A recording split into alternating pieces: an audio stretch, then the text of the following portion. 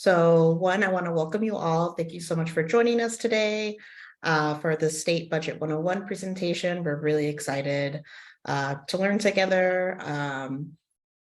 And a special thank you to our trainers today, Lena Avalos from the Arizona Center for Empowerment and Karen McLaughlin from the Arizona Center for Economic Progress. They're both a part of the People First Economy, which is a coalition they'll tell you a bit more about in a minute.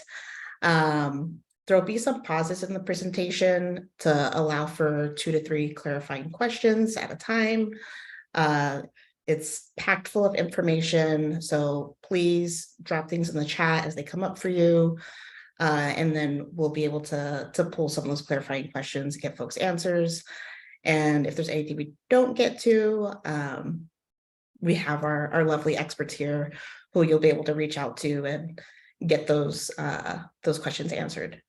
So with that, I will pass it off to Lena to kick us off.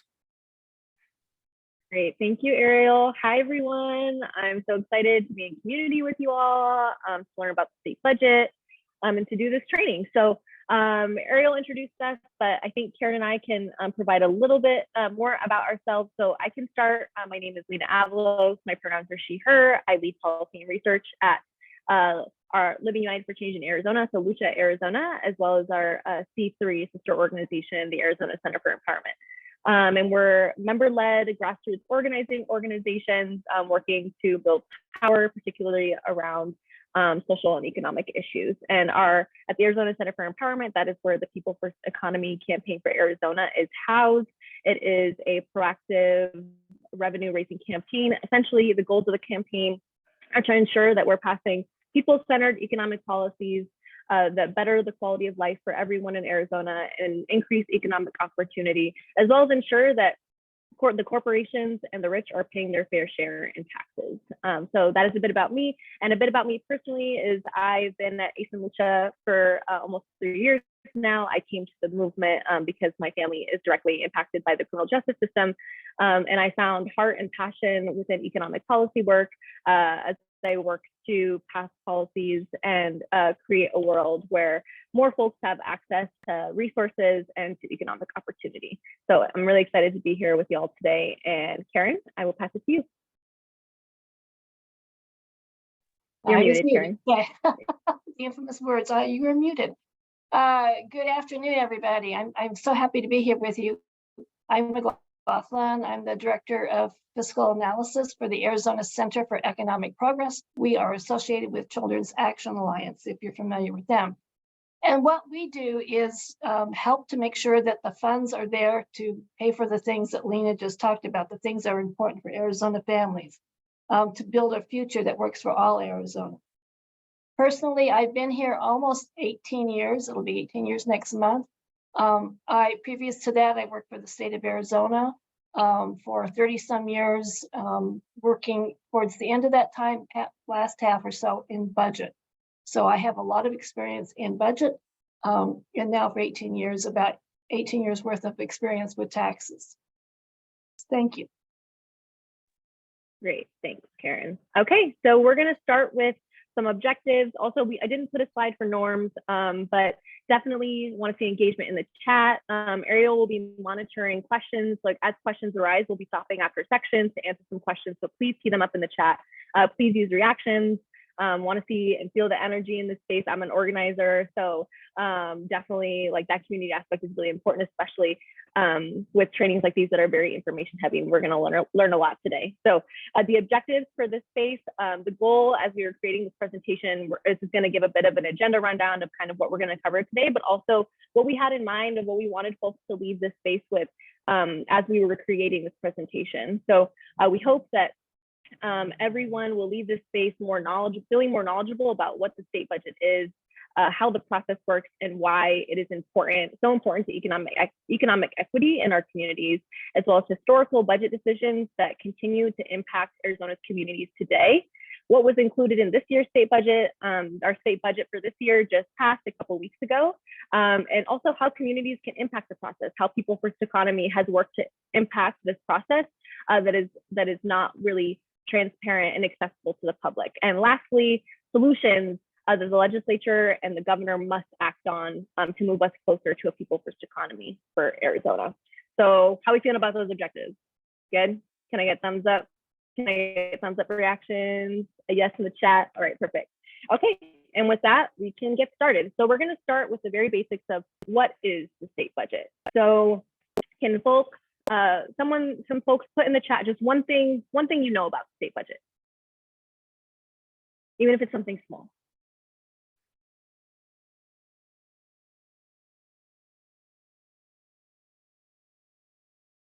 Money for AZ, VNA, where money funds will be allocated. Okay, yes, plan for a certain amount of like traffic, criminal fines, and asset forfeitures, help fund government programs. So yes, basically all of that. So every year the legislature and the governor decide where all the money collected by the state will go. And in a bit, we're actually going to talk about like where historically that money has gone, where it's gone in the past year, and also the breakdown of what that money is, like what is the money that the state collects. But that is essentially the function of the state budget. And just some fun facts about the state budget is legally, the state budget is the only business that the legislature is required to do. The legislature shows up and passes laws, but really their main function is to pass the state budget every year. And if they don't pass the state budget every year, by the end of a fiscal year, so we're going to be talking in fiscal years a lot in this presentation. And the fiscal year is really, it's the budget year. So our fiscal year in Arizona, it ends on June 30th, begins on July 1st. Of course, it can't be easy. It can't be just a regular year that ends in December, starts in January, but that is the fiscal year. So right now, the budget that just passed was for fiscal year 2024. So this year's budget is technically called fiscal year 2024 budget. Karen, you're unmuted. Do you want to say something? No, go ahead. Okay, I just wanted to make sure. So we're going to be talking a lot in fiscal years, but essentially they have until the end of the fiscal year, June 30th, to pass a state budget. Otherwise, the government shuts down. And I'm going to pass it to Karen actually for a bit. She's been working on budget policy for 18 years, as she said, to talk a bit about like what is a government shutdown? What is the gravity of the situation if the legislature and the governor don't pass a budget? Thank you. That's why I unmuted myself. I was anticipating your question. Well, to my knowledge, we've never had to shut state government down, but I've been around at least twice when we were preparing for it. So first of all, it's very unsettling to be a state employee and be wondering what's going to happen with your job. In my case, we know that they're not going to lay every state employee off. They're not going to lay off the prison guards. Are not going to lay off the Department of Public Safety. So there would be some contingency of state employees who would continue working. I don't know how they would get paid.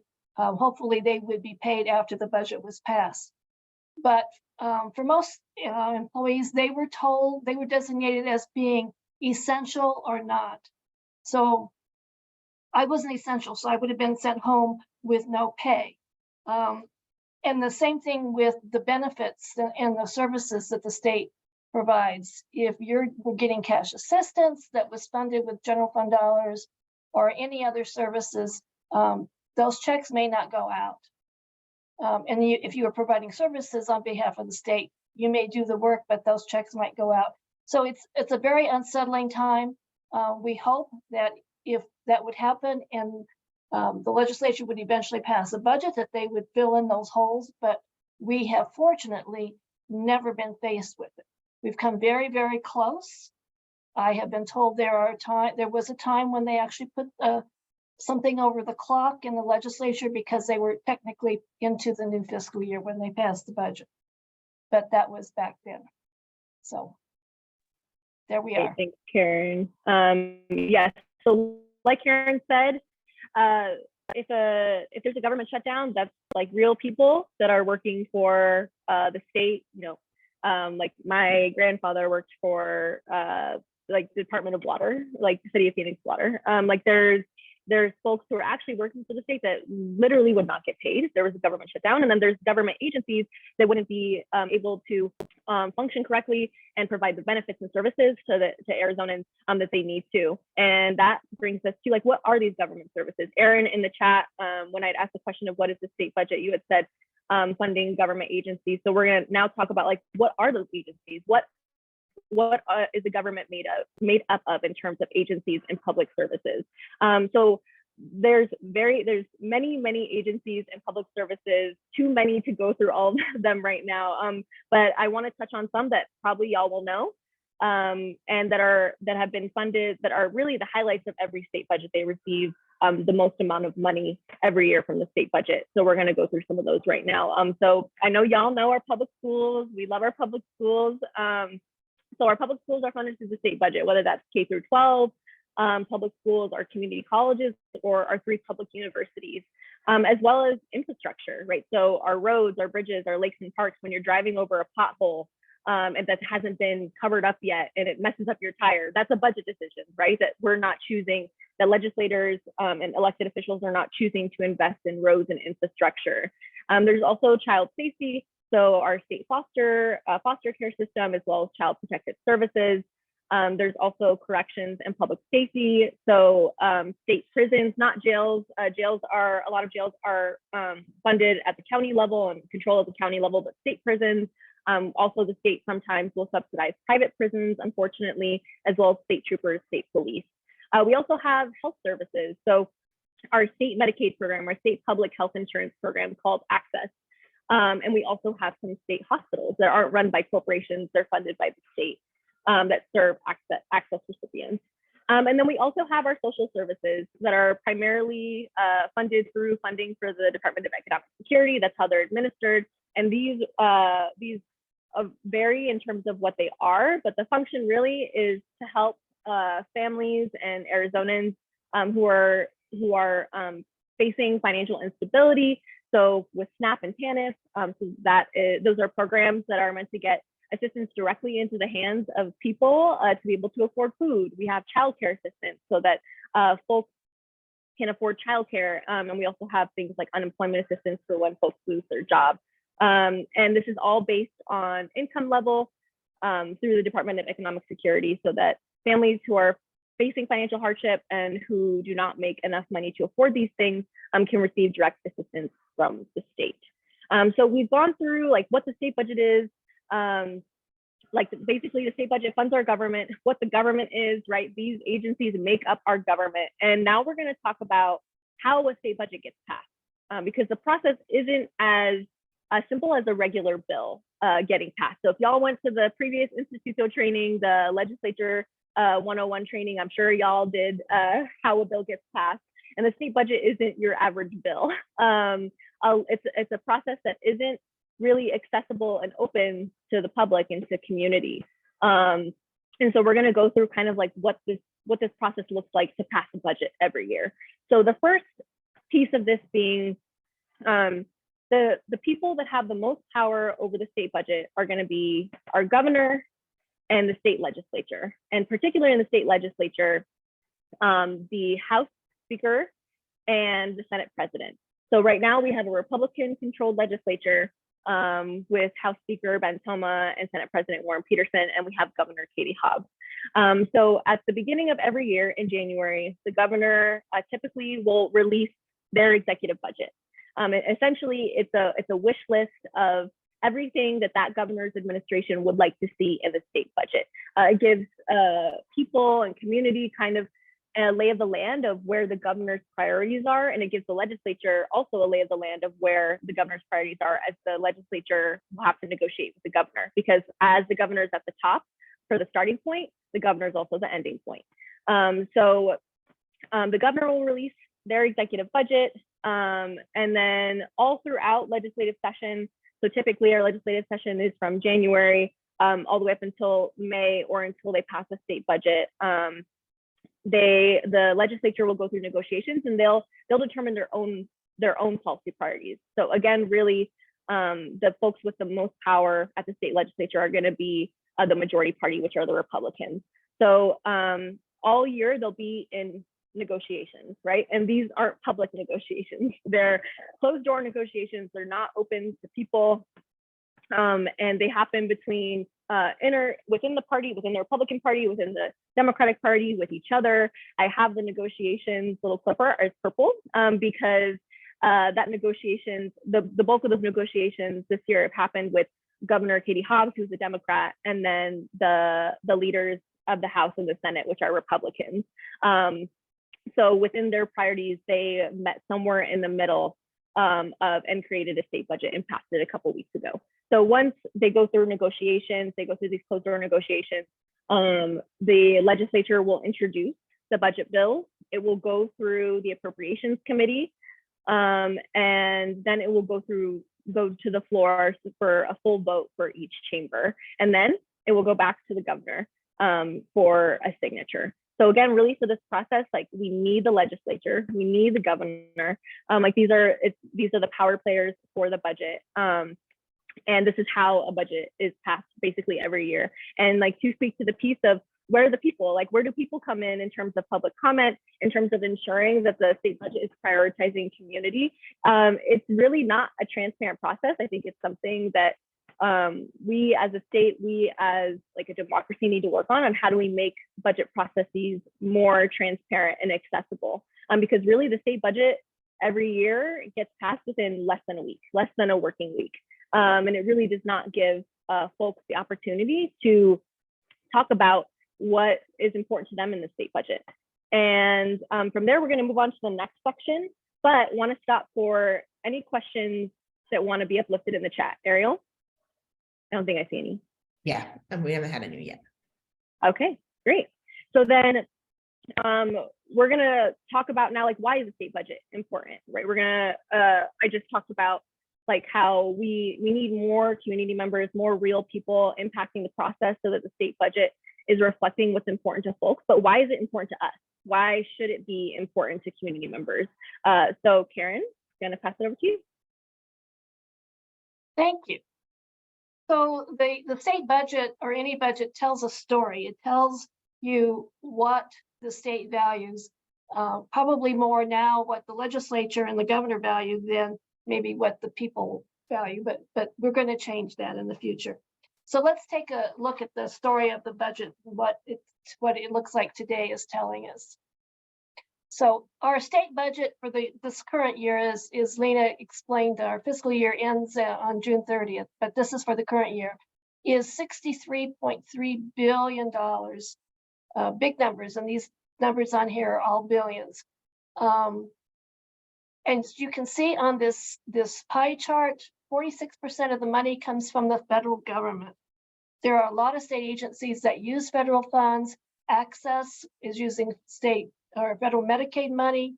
There's federal money that goes into the Department of Transportation. It goes to the schools, K-12 in particular. And then there are other types of funds, either other appropriated or non-appropriated. These are state dollars, but they're not the general fund. So these are, say, if you're a barber, you pay a license fee into the barber board, and that's another appropriated fund. That barber board is funded through the barber's fund, not through the general fund. But when we talk about the budget, when we talk about it's in deficit or it has a surplus or whatever, we're usually talking about the general fund. And as you can see, that's 25% of total spending. So it's just a portion, but that's where all the attention is. And from here on out, that's what we're going to be talking about, the general fund. So first of all, I want to tell you, in case you have ever heard a policymaker say this, and I have heard more than one say this, that low-income people don't pay taxes, that is not true. Everybody pays taxes. When people say somebody doesn't pay taxes, they're usually talking about the income tax, because it's true. If your income is low enough, you may not have to pay state property or state income taxes. But everybody pays sales tax. A 3-year-old that goes into the store and buys a toy is going to be paying sales taxes. They don't ask you what your income is when you go into the store and buy something. So you're paying sales taxes. And as we saw, or as we'll see in a minute, the sales taxes is the biggest portion of the general fund now. Go on back, Lena. Go back to the other. Thank you. And then the last one is property taxes. If you own a house, you're paying property taxes. But if you're paying rent, you're paying property taxes too, through your landlords. So everybody is paying some kind of taxes. Okay, next one now. And this is where the money for the general fund comes from. So that 25% of state spending. As you can see from this pie chart, 46% of our revenue comes from the sales and use taxes. And another 38% is coming from the individual income tax. So altogether, 84% of the state general fund is coming from you and me, from what we're paying in sales tax and individual income tax. The next largest part of this pie chart is the corporate income tax, and believe it or not, corporations only pay 7% of what goes into the general fund. And next behind that is an insurance premium tax, which is a tax on insurance companies, and then all the other kinds of taxes, as well as fees and all kinds of other things, make up the last 4.5%. But the sales tax and the individual income tax are the biggest piece. Go ahead. And this is how the general fund gets spent. So this is telling us our priorities. This is showing us what we as Arizonans prioritize. And K-12 spending, or K-12 education, is the largest piece of the budget. It is a lot of money, but as you'll see in a little bit, it's still not enough. Second is access and the Department of Health Services. So as Lena said, Medicaid and other kinds of services. Department of Corrections is now third. They used to be fourth behind universities, but they have continued to grow because of not so much increase in the number of people in prison, but of the cost of private prisons. So they now are third. Universities are fourth. Their funding has remained more or less static over the years. And then you have Department of Economic Security, Child Safety, Public Safety, school facilities, and then all the other state agencies. Altogether, there's just under 70 state agencies that are funded, at least in part, with general fund dollars. Go ahead. Okay, Karen, before this section, there's two questions. So the first one being, where do lobbyists come into play? So I can answer this question for my section. But basically, lobbyists will come into play throughout the whole negotiation sphere, right? It's all about whoever they can get access to. So really, it's throughout the whole negotiation. It's going to be throughout the whole negotiation phase. And then there is a question for Karen: what falls under other agencies? So. Oh, it's 60 some agencies. So you've got, well, the governor's office, the legislature, the courts. Trying to think of who else is out there. The Historical Society, the Pioneers Home in Prescott. There's just a whole variety of agencies that run the gamut of things. The Department of Administration, which actually makes sure that state employees and everybody else gets paid, that the hiring is done correctly and that sort of thing. So it's a wide variety of agencies.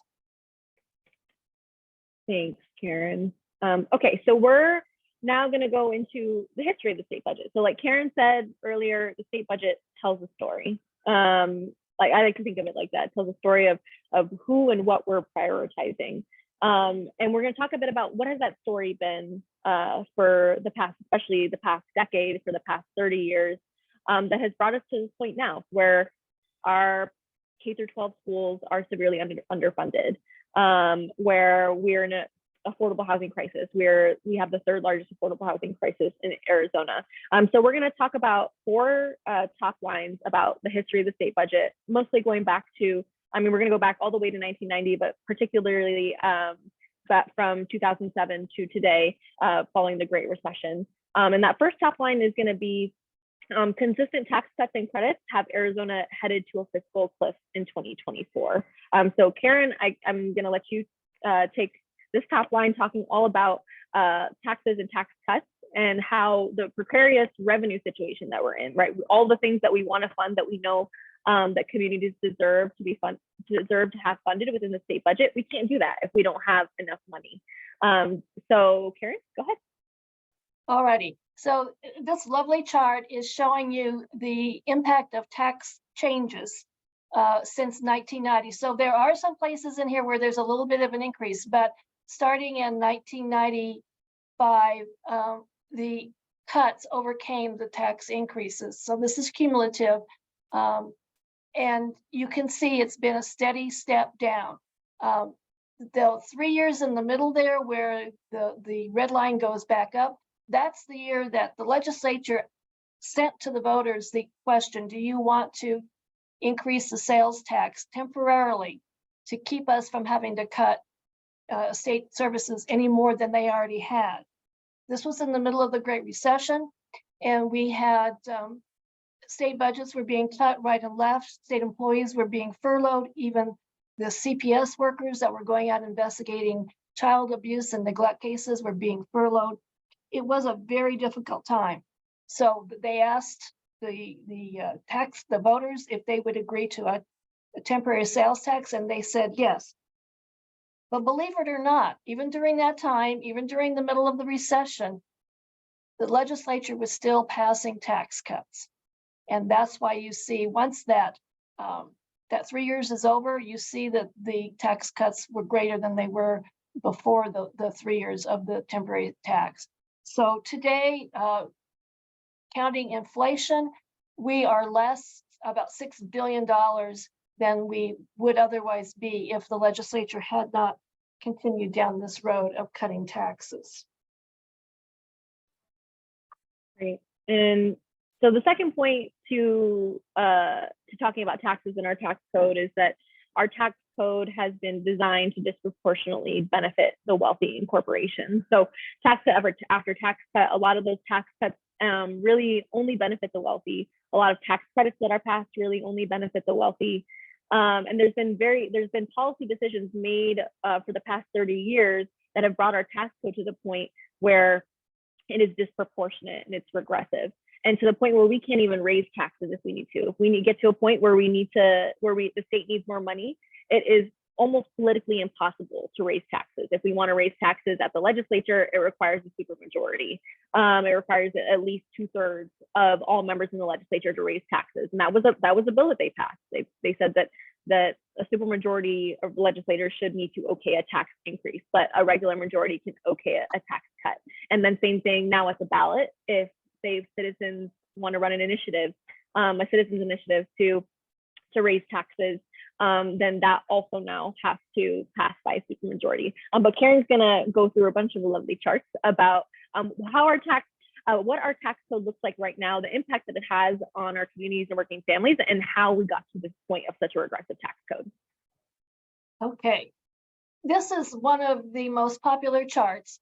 This is showing corporate income taxes and how much corporations are paying.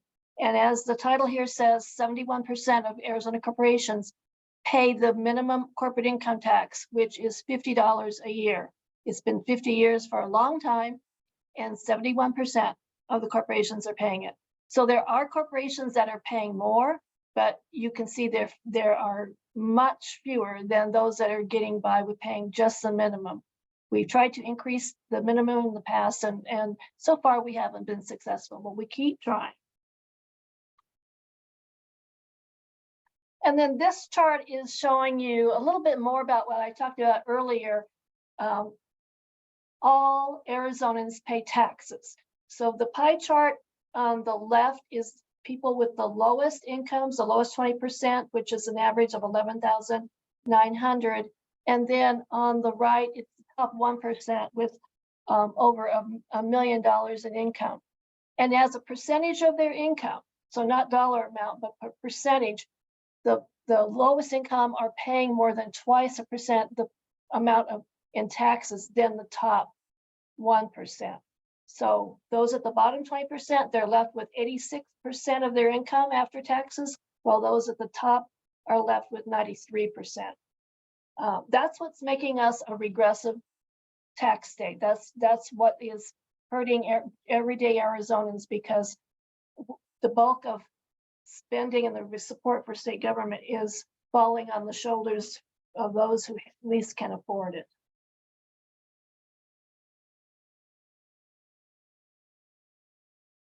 And this is me, Lena, right? Okay. And how do we get to be so regressive? So first of all, we have a prohibition on taxing services. The sales tax could be expanded to pay for services like limousines, as this picture shows. But the legislature asked the vote, or there was an initiative to ask the voters to put in the Constitution that the state cannot tax services. So we're restricted to taxing goods, solid things that you can see and purchase. We rely very heavily on the sales tax. You saw that earlier in my pie charts. It's making up the largest percentage of the money that goes to the general fund. Effective, well, 2 years ago, the legislature passed a flat tax. We tried to fight it, but we're not successful. And so as of January 1st of this year, everybody in Arizona, every individual income taxpayer in Arizona is paying the same percentage, which is 2.5%. And this is taking almost $2 billion out of the budget every year. We have income tax breaks for capital gains. If you don't know what capital gains are, it's if you own stocks and you sell it for more than it was worth when you purchased it, that's a capital gain, that kind of thing. Primarily people who have discretionary spending have capital gains, and it also gets taxed at a lower rate than the 2.5%. So it's skewed to the wealthy. And then we have tax credits that benefit only the wealthy. The picture here is a private jet. Believe it or not, we do not tax the sale of private jets. So it's just very regressive on how people are expected to pay taxes. Any questions for Karen on this, on the two top lines about the history of the state budget around taxes and revenue? Ariel, is there any? Sorry, I can't see the chat. Is there any? No, there haven't been any yet. Okay. Good. All righty. Okay, so moving on to our third top line. Like Karen said about cutting taxes, we even cut taxes during the Great Recession. And during the Great Recession, while we were cutting taxes, we were also defunding many public services that have put Arizona in a position where we have some of the worst funded public services in the entire country. So when we look at pre-recession level funding, these are the 9 state agencies that Karen went over in a previous section around, like, what are the main agencies that the general fund funds. So there's nine of those state agencies, and 4 out of 9 of those are still to this day not at pre-recession funding levels. So that's back to 2007. Our revenue, our community colleges, our school facilities board, which is funding for ensuring that our roofs are staying intact over schools, so that school buildings are actually being maintained, as well as our universities are still not receiving either the same or more amount of funding that they were receiving in 2007, so before the Great Recession. And I'm gonna go through a couple of those specific public services that I know are really important to community, organizations that we found during our listening sessions over at ACE and Lucha. And we're gonna start with affordable housing. So the Department of Housing is actually in one of those other agencies in the state budget pie chart. And I chose this graph because it's not as simple as a simple line graph where there's minus money going. There's been specific decisions made at the policy level as well around affordable housing ever since 2007 that has slowly defunded affordable housing services in the state. So in 2007, the Housing Trust Fund, let me go back a second. The Housing Trust Fund is housed with the Department of Housing. It was created to provide direct support to folks who are experiencing houselessness or eviction. It also provides some money for house-assist services and rehabilitation services, and it also promotes the funding and construction of new affordable housing, right? Like if we're in affordable housing shortage, then we need more affordable places to live. So this housing trust fund was created, and in 2007, it had seen the largest appropriation that it had ever seen, of $40 million. And that was a one-time appropriation. And the Housing Trust Fund also was funded annually every single year via something called the Unclaimed Properties Fund. So 55% of the Unclaimed Properties Fund would go into the Housing Trust Fund every year. So this fund that was funding services for affordable housing was funded regularly up until 2008, where we see a slow decline of both money getting taken out and then policy decisions about the mechanisms by which the Housing Trust Fund is funded. So we can see all from 2008 to 2010, we just see money slowly in the millions getting taken out. So in 2008, there was 10 million taken out. In 2009, 8.2 million taken out. 2010, 20 million taken out. And then in 2011, instead of just taking money out as well, they placed a cap on that annual revenue source. So that annual piece where every year we knew that money was going to be going into the Housing Trust Fund to fund these services. It used to be 55% of whatever that number was. There was a cap placed on it where it was just a flat 10.5 million on the Housing Trust Fund for those unclaimed properties. And then in fiscal year 2012, they expanded the cap to 2.5, just a flat 2.5 million for the Housing Trust Fund from the unclaimed properties. And then it didn't receive any other direct appropriation beyond that 2.5 million up until fiscal year 2020.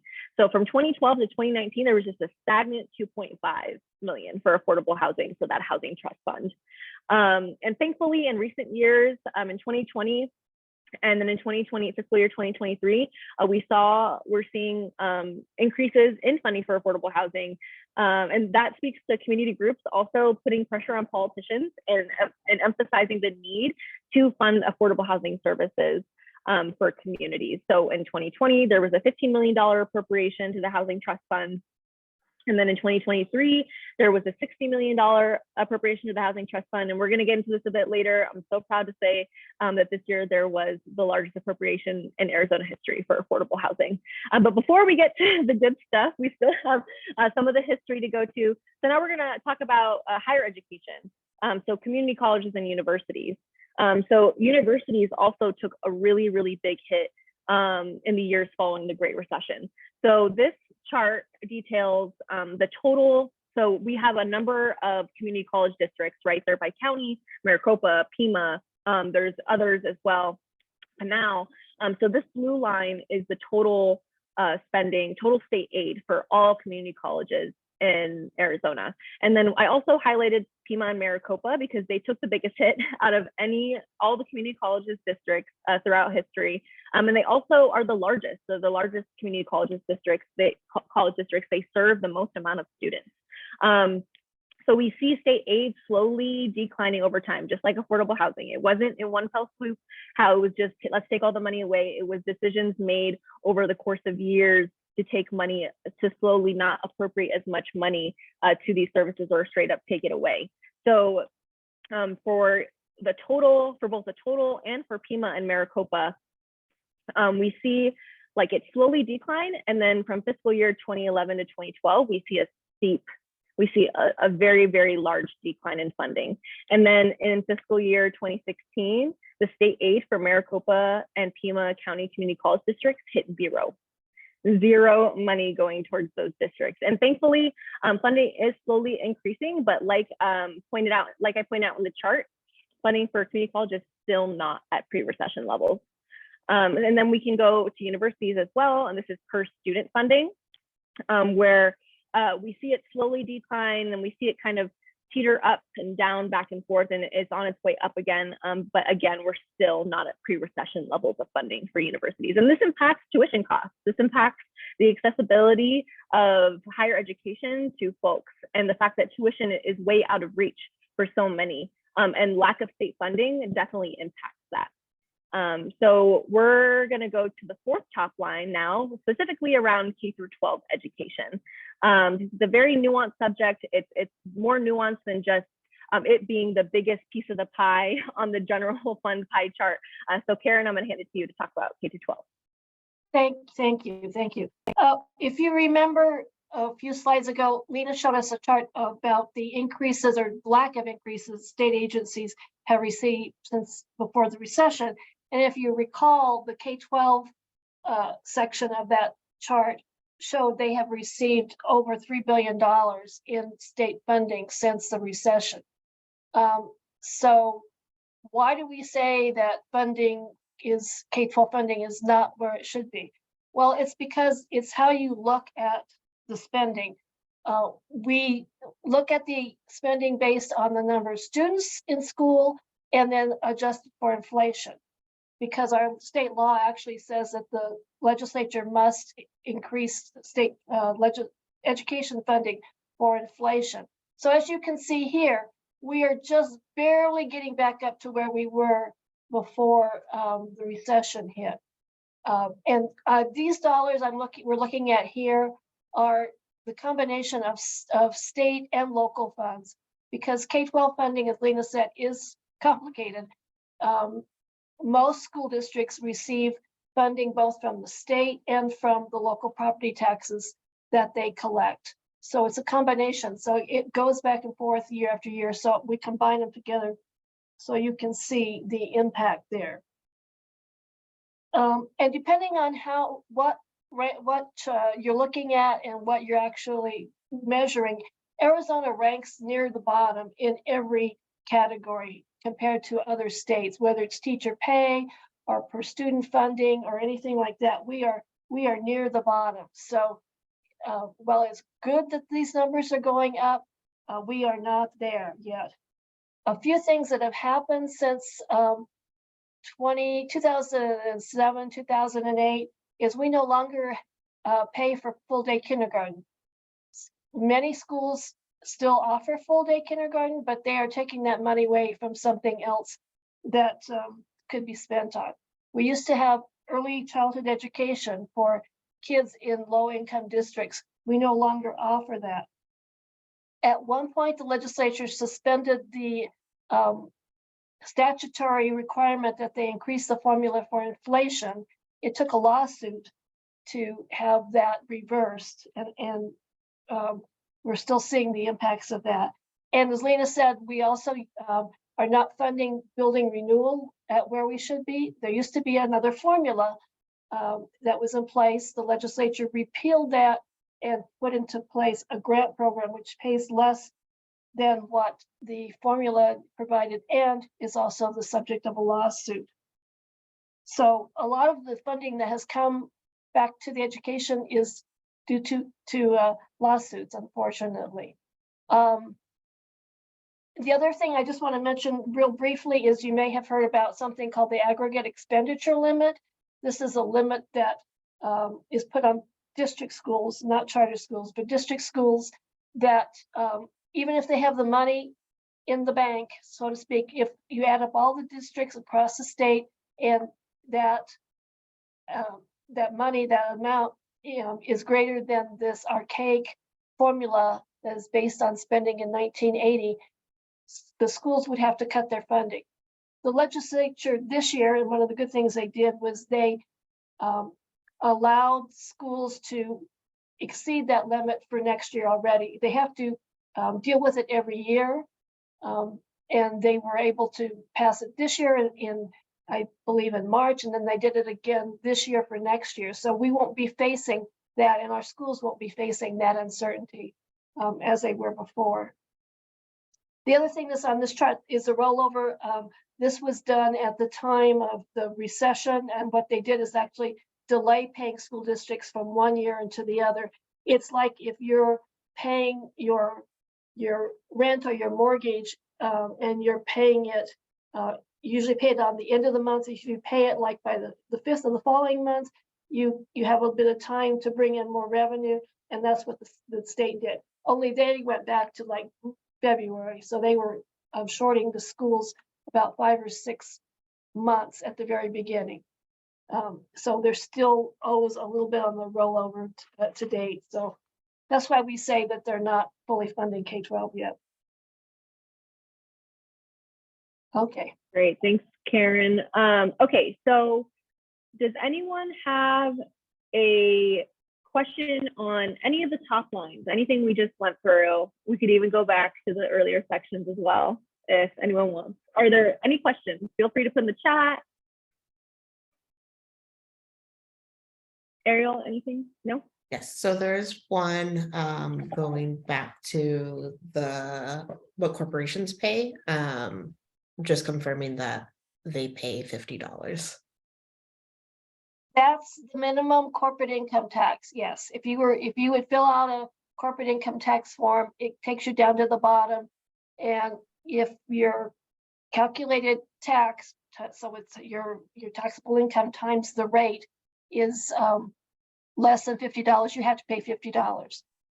So that, you're right, it's not very believable, but it's $50. Yes, our legislators do not want corporations paying taxes. Fun fact, the first bill that was heard this session was a bill to lower the corporate income tax rate. So believe it. Okay, any other questions before we move on? That was all that there was in the chat. Okay, all right, as questions arise, please put them in the chat. If you have them, make use of us. You have me and Karen here. So now, having gone to this point of the state budget tells a story. Oh, am I frozen? No. Okay, let me know if I freeze. But the fact that the state budget tells a story, and it has not been telling a story of our people, of our communities, of everyday Arizonans, and what folks need to be empowered economically and to not just survive, but thrive. And this is how People First Economy was born. It was everyday people coming together and deciding on a platform of what a People First budget looks like, and demanding that the state budget needs to tell that story of Arizona's communities. So the campaign, the People First Economy campaign, again, which is a joint campaign between ACE, so my organization, the Arizona Center for Economic Progress, Karen's organization, and One Arizona. It's a coalition made up of over 15 grassroots organizing state-based service-based organizations, as well as policy analyst organizations, fighting for the state budget and for policies that put people first. And the campaign launched in 2020. It's been the culminating point of work that a lot of organizations and folks have been doing around the economy for years, for a decade. And this year, like I had alluded to earlier, we as a campaign achieved some really, really amazing victories from an investment level in this year's state budget and the fiscal year 2024 state budget.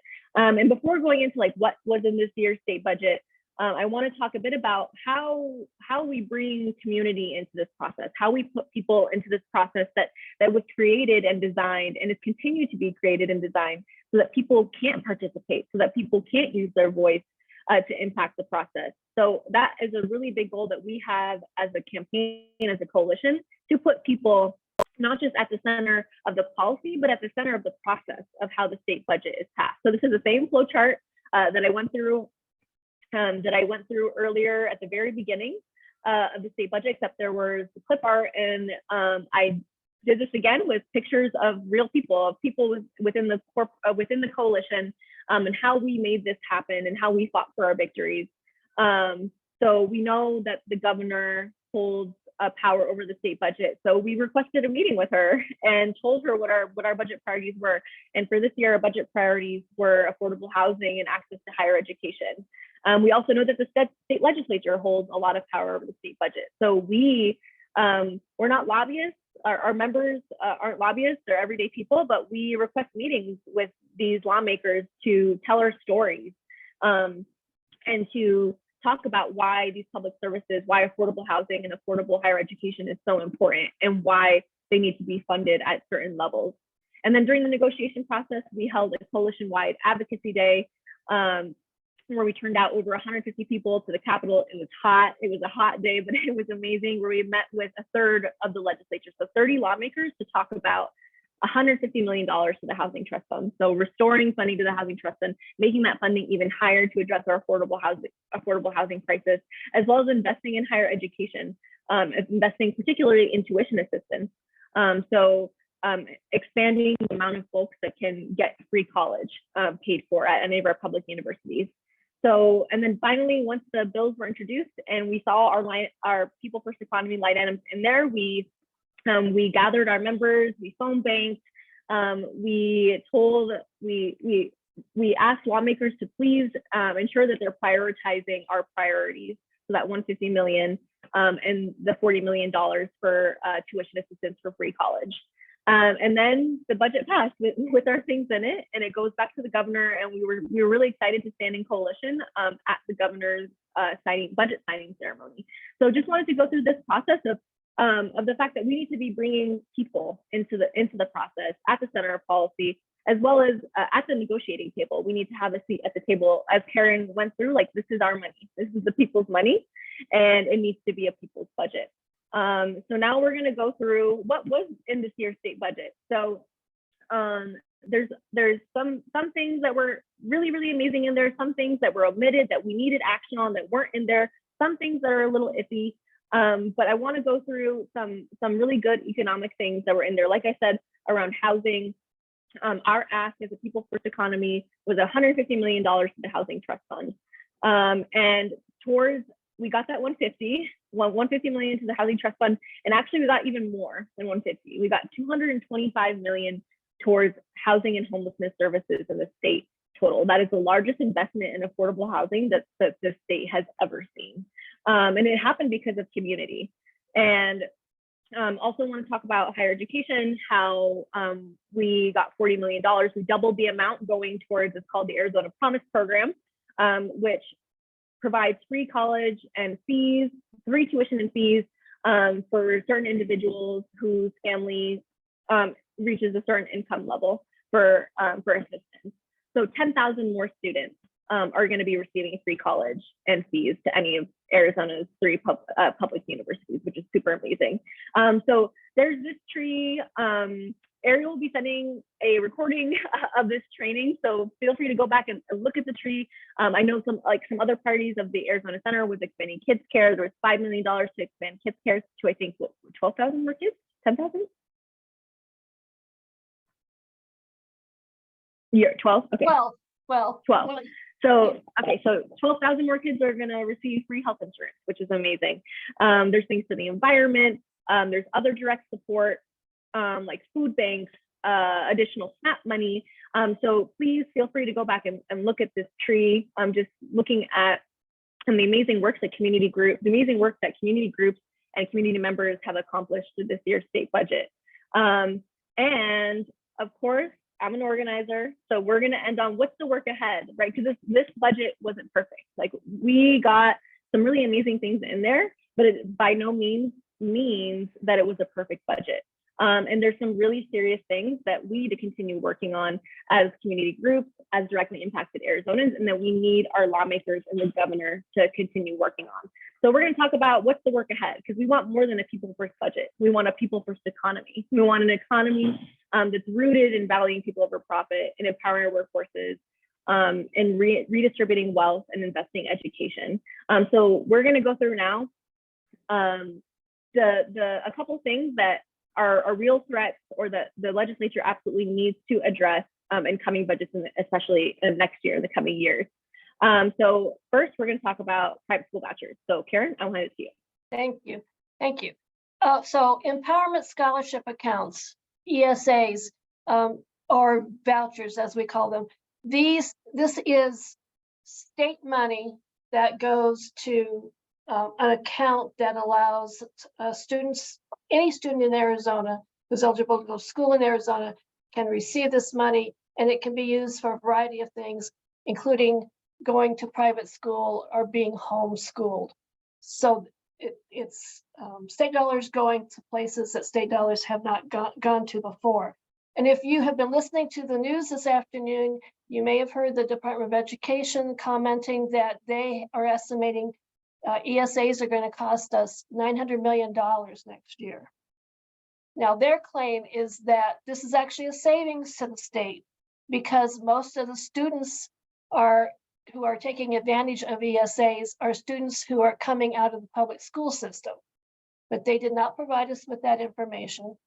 And I sincerely doubt it. Last year, when the prior administration was running the Department of Administration, they told us 75 to 80% of the new applications were kids who have not been in the public school system. So I don't see how that can have flipped around in such a short time. The average for each student gets a dollar amount based on that child's characteristics. So for generally it's $7,000 on average. A student who has special needs or maybe an English language learner might get more money. It's whatever that child would generate for the public school system. And the ESA amount is actually 90% of that. So you would think that would be a savings. The problem is there are kids probably coming into the system next year who have never been in a public school, so they are not in the Department of Education's budget. And that's a real threat to our state spending. We won't know until the Department of Education releases some more information about those students, what this really means. But if they're saying $900 million, that's a lot of money. Go ahead. The other threat to the budget is the budget itself. This is the balance sheet for the budget. And as Lena said early on, we are on a fiscal year basis. We're ending fiscal year 23. Next year, which is the budget we were talking about, is fiscal year 24. And as you can see, I've circled here in red, we're going to end the fiscal year with almost $8 million in the bank, against a $17-18 billion budget. That's not very much money. It would be easy for ESAs to spend that. It could also disappear because revenues aren't coming in, because we're still trying to get our hand on what's going on with the flat tax, and we don't know. If you look at the revenues on this chart, you can see that they go from 18 million to 17.8 million to 16 million, and then they start to go up. So even the budget that was passed is admitting that revenues are going to fall compared to where they've been in the past, and then they'll go back up. So this is the problem. If the state goes negative, the legislature will either have to raise revenues, which we know they won't do, or they'll have to go in and cut budgets in the middle of the year, which is a very difficult thing to do, but that's what they will do. So this is the second threat we have. Hey, thanks, Karen.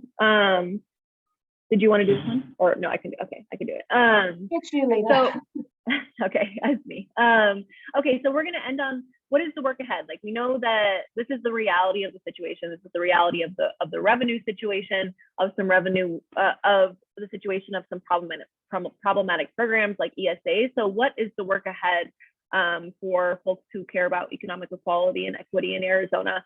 So like Karen said, like we're going to run out of money, and we need to raise revenue because we know that we don't want the historic investments to stop with this year. And also something to note, a lot of these investments are one time. They're here this year, and then next year they're gone.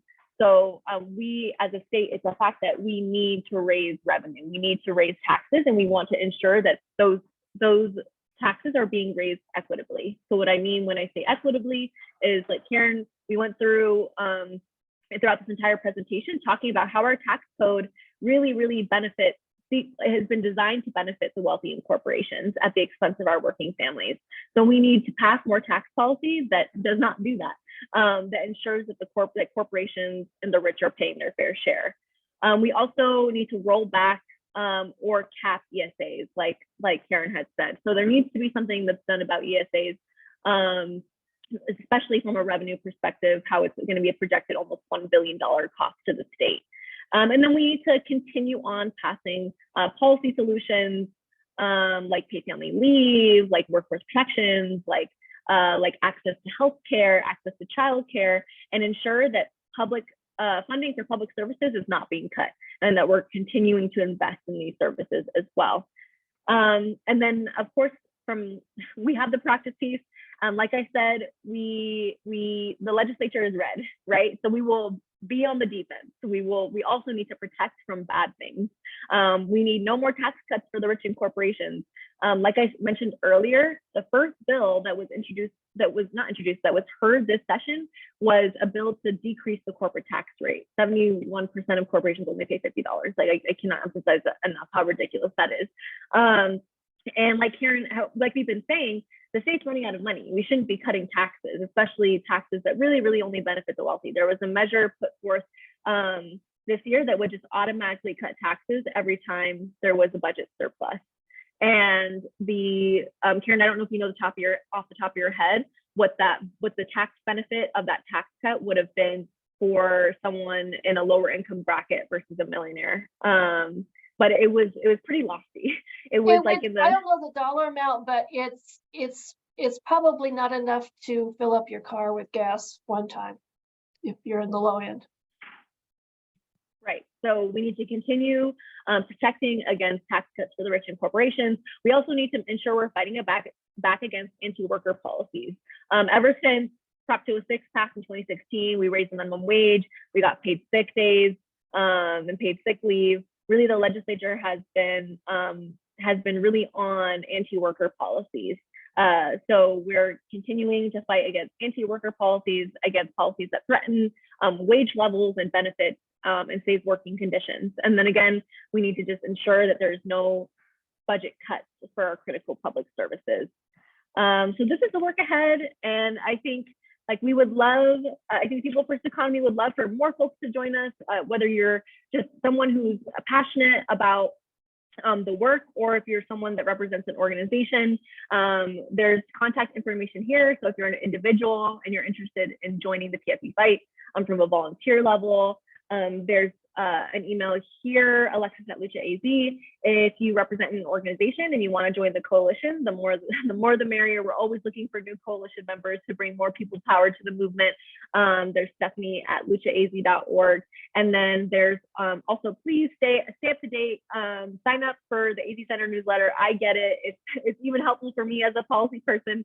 I can call Karen right up, but I love reading the newsletter. So sign up for the newsletter to stay up to date, as well as all the economic happenings in Arizona. And thank you so much. Karen, I don't know if you have any final words.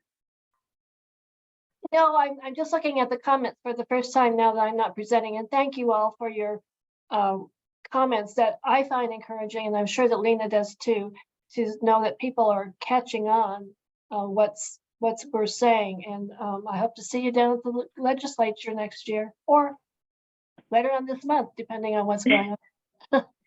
Yes, and then Ariel, I can hand it to you to close us out. There is a survey for folks to do. And again, a huge thank you to Lena and Karen. Thank you so much for all of your expertise and sharing that with folks today. There is a QR code on your screen. If folks can either pull up their phones, or in the chat, there's a link to the survey to just give us an idea of what you appreciated about the presentation, anything else you might be interested in learning more about in the future. And yeah, just let us know if you'd like to see more of these. And Karen, I know you had offered, if folks had any additional follow-up questions, since we ran out of time, to feel free to email her if there's any clarity you need. And yeah, thank you all so much for joining us today. And this will be available as a recording. So you'll probably see a follow-up email down the line for all the folks who registered, missed it, or if you want to come back and look at something a little more closely that interests you, we have that available for you.